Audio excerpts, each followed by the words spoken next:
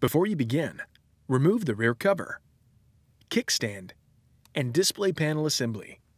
Removal. Using minimal force, lift the locking bar up on the front-facing webcam ZIF connector and disconnect the front-facing webcam ribbon cable from the system board.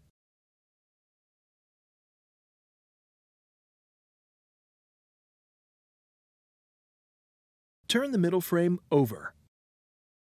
Peel back the grounding tape that secures the front-facing webcam to the middle frame.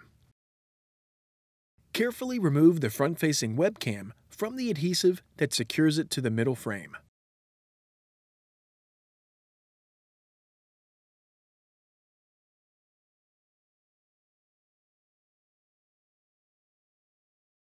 Remove the front-facing webcam. Reverse this procedure to install the front-facing webcam.